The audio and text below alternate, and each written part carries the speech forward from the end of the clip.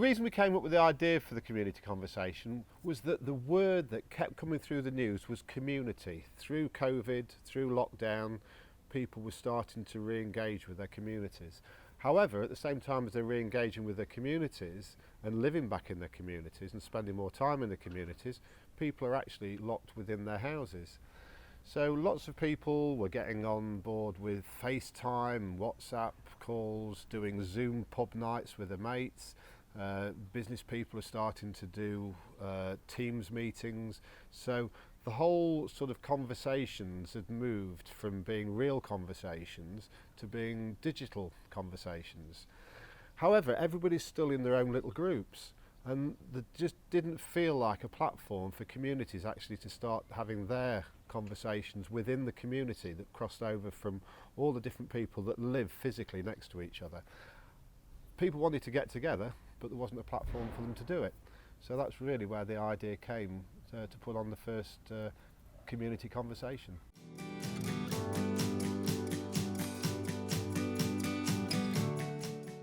So we thought the best place to do our first community conversation would be in Collingham, which is where our business is based, and where we've got our home of the future. We've got high-speed broadband into there, fibre optic straight into the house, so I knew I'd got a really reliable internet connection here, which is important. I knew Collingham is a fantastic community. It's got lots of different organisations, lots of voluntary groups in the village, lots of exciting things that were happening where people were volunteering and starting up projects to help different parts of the community. So I knew there'd be an appetite for a conversation within Collingham. So we set the first one up. We did it at lunchtime, 12 till 1:30. We've now moved that to an evening slot, and we've reduced it down to a 60-minute conversation. We wanted to make sure that we covered every single item, or we had a way of bringing everybody into the conversation, so it wasn't just one sector of the community that was interested in what was going to take place. We broke it down into a business section where local businesses can come on and give people updates on how they're adapting their businesses for the new sort of post-COVID world. We broke it down into education, so the school came on, school governor came on to talk about how the school's making plans to bring the students back, but also how individual parents are finding ways to educate their kids, getting the grandparents involved through Zoom meetings to help educate the kids. So education, business, community groups, lots and lots of community groups. So the local council came on and explained to people what the role of the local councils are. We had the football club, the tennis club, and all the other sports clubs in the village coming on, giving an update on as to what they do. And then the final section was health and well-being. So basically tried to cover all the different sections that happen within every community, really. Well, the first one we did, we marketed it through the local Facebook sites. I think one very important thing if you set up a community conversation is to make sure that you're adding to the different platforms that are already there in the village or in your community. You're not trying to create anything that's in competition with them.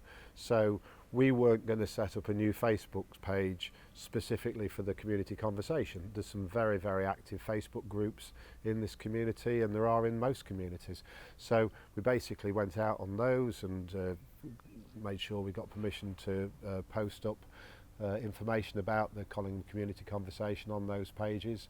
Worked with the parish council to use their parish website as a notice board so that anything that comes out of the conversation can be posted up on there. So it's about really using the platforms that are already there, and those platforms include all the notice boards around the village. You know, people are still going out for a walk around the village. There's still a lot of people that aren't digitally connected. They are getting more digitally connected. My 86-year-old mother, hasn't had a television for 25 years, and now she joins the community conversation through Zoom.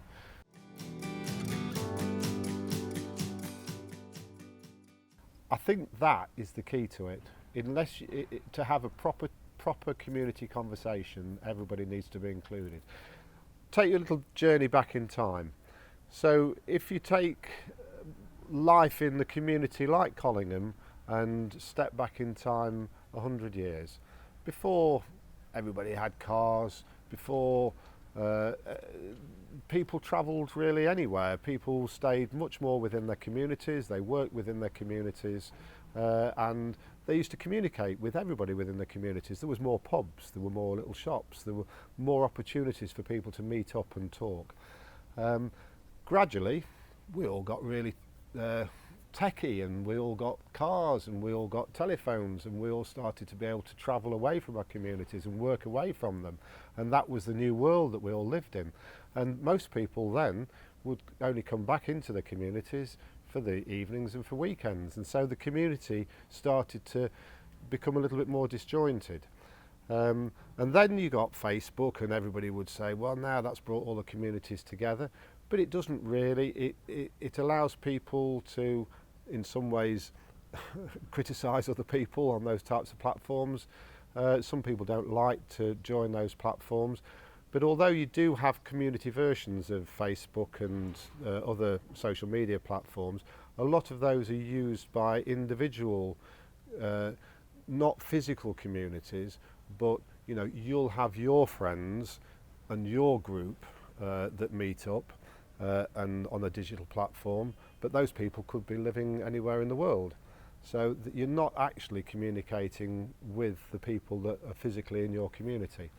So this idea is very much about ensuring that the people that are communicating with each other are the people that live in that community, whether they be 5, 50 or 100. And regardless of what their interests are, their shared interest is what happens in that community and how they can make that community better and a more pleasant place to live.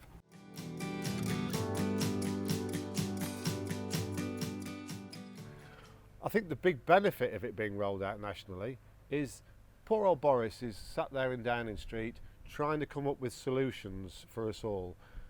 COVID has struck, there's all sorts of different situations in different communities, and there's certainly not one fix that's going to fix it all. The solutions have to come from the local community, and every solution will be different. Yes, there will be an overarching set of rules that we all need to start to follow. However, the way we interpret those rules need to be very much interpreted on a community by community basis.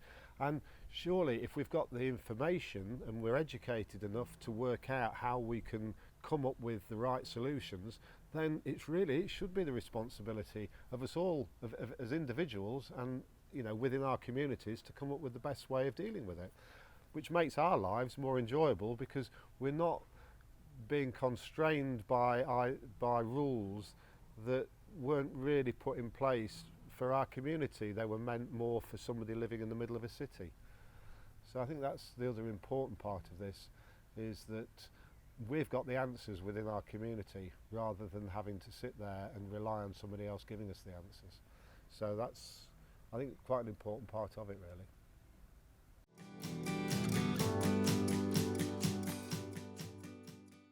So it's useful to have a technical assistant for your community conversations. This can either be in the room with you or it can be done remotely, and this helps everything run smoothly.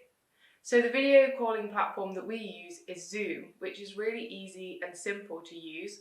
However, there are other platforms you can use, such as Jitsi, which is an open source software and it's free to use. So now I'll take you through how to set up your community conversation through Zoom.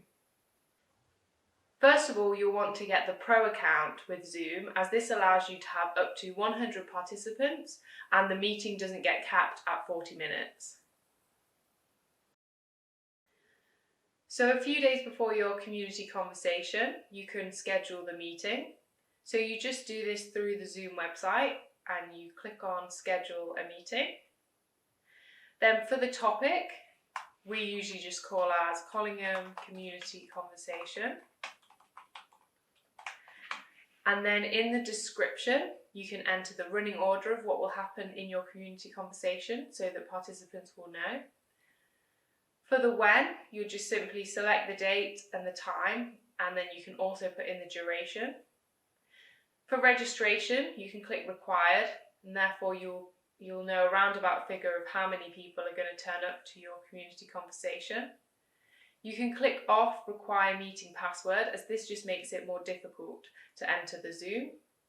The video, you can leave host and participants off, and they can turn their camera on as and when they please. For the audio, you want to just click on computer audio. And then for meeting options, you can mute the participants upon entry, enable the waiting room, and record the meeting automatically if you wish, as then you can watch it at a later date, and then you just click save. Once you've scheduled the meeting, you'll be given the registration link, and you can use this to promote the meeting and get people to sign up and register. So there may be people that want to watch the community conversation, but they might not want to join via Zoom. So you can share the meeting live via Facebook and YouTube. To do this, you just have to click settings, scroll down to allow live streaming meetings, and then just check Facebook and YouTube. So on the day of your community conversation, you simply go onto the Zoom website, into your meeting section, and click start the meeting.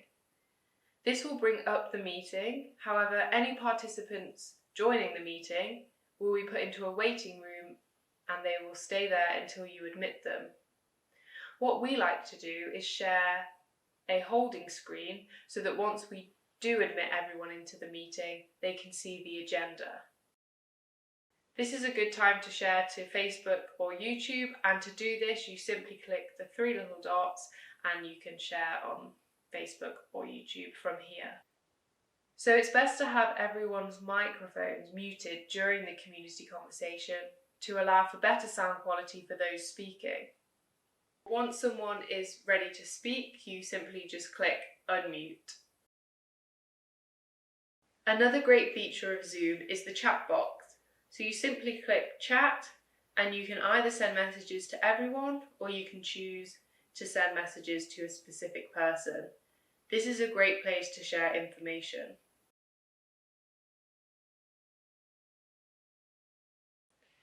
So there may be guests that wish to share videos, images, or their website, and you can easily do this through clicking share screen, and then you just click on the application window you want to share, click share, and then everyone will be able to see your screen. So at the end of your community conversation, you simply click end meeting for all, and this also ends the Facebook or YouTube lives. So now you should be able to create your own community conversation through Zoom. Enjoy!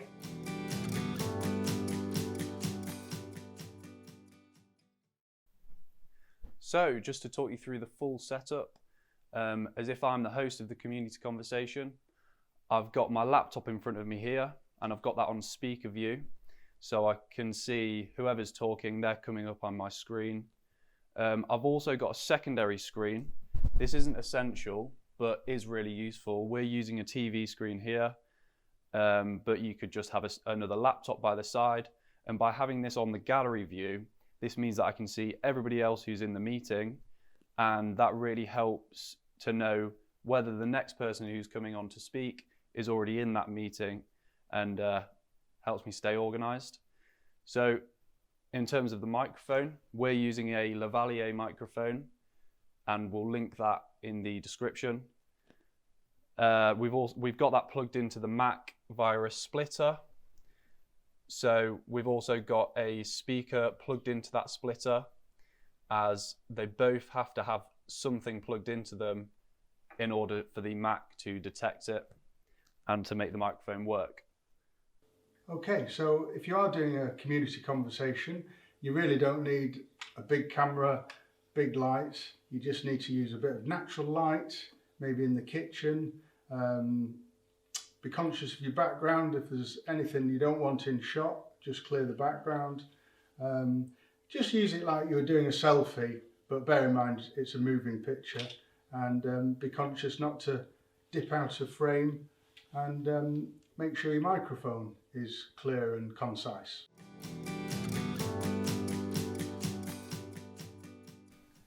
So the role of the presenter basically is to keep things moving. Yeah. Now there's two ways we can go at this, and that is basically you either go with something that's researched, so you're going to sit down and you're going to find out who's coming on, and you're going to do some background information and everything else. You might want to lead people through a set of designed questions. Equally, you might not. Now, what you've got to remember as a presenter is, this is community conversation. Yeah, people know you, so it's no good going out there and trying to be somebody. I'm here as a presenter, and no, forget that. They know you in the community. Yeah, so it's basically be yourself. What I do when I present is I'm a little bit more spontaneous. I'm actively listening all the time, and I'm finding things of interest that interest me that I know nothing about, and then all of a sudden I'll go, tell me more about that. How can we do that? What do we need to do? Now, if you notice there, I'm actually using open-ended questions. The who, what, when, why, how, yeah? If you run with something that says, you say something like, do you expect that to happen? You're only going to get a yes or a no. That's not good listening, yeah? Be engaged. And that's really the key to it, You just keep things flowing all the time. Be inquisitive. And don't be frightened to ask the questions, because if you don't know anything, remember it's community, yeah? And the community want to know. They might not have an idea of what's going on within in the community itself, with the conversations that you're having. They may come in halfway through and lose the gist of it, but you can always revert back to whatever's going on. So the presenter is really an important role, and whoever takes that role on, make sure you're on it, because that's what you need to be, engaging, yeah? Make sure you're listening, not only with your ears, but with your eyes. You've got gestures that are coming forward, show your interest and everything else. It's the old body language stuff, you're going to go forward, you're interested. Especially with what we're doing today, we're filming. Now, if the camera's only on one person, great, it may be your audience or your participant.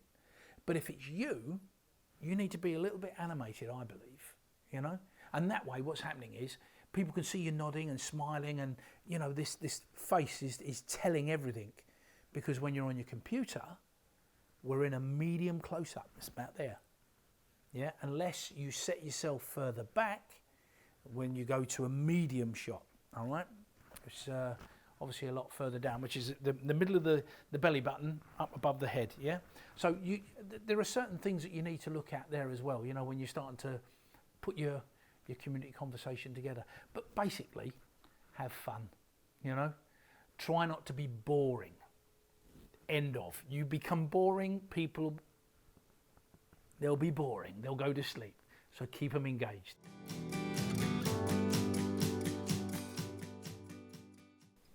So one of the things you might want to consider is what it's going to look like on the screen, yeah? So we can run with, yeah, a medium close-up, which is across the shoulders, yeah? So you fill in that screen. That's what you basically see on the TV, yeah? Or a mid-shot. Now the mid-shot will go from here down to the midway, the midsection of your body, yeah? Equally, you might want to stand, and do your presenting that way. However you do it, feel comfortable and just enjoy it. That's the main thing, yeah? And then people will be engaging.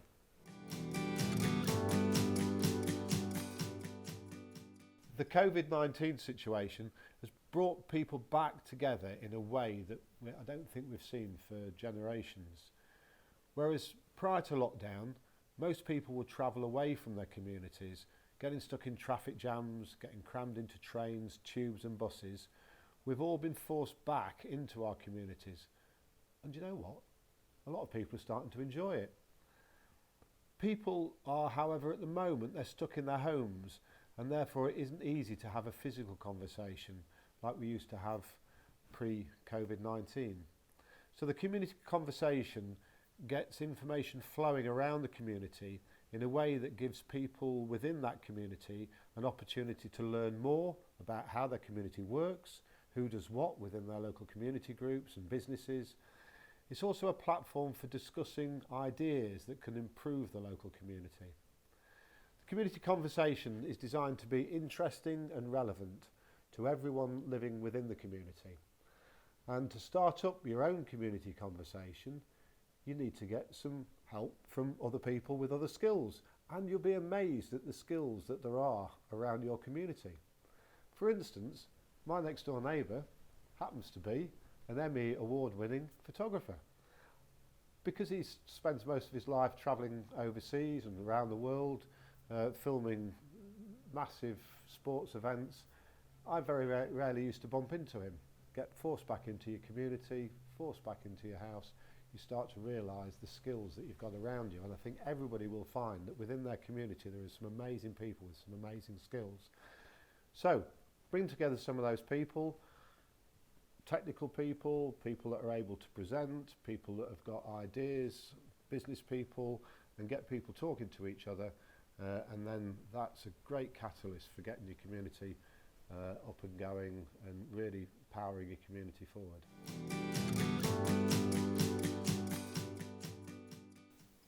Once you've set up your community conversation and got it flowing really well, then encourage other communities to do the same.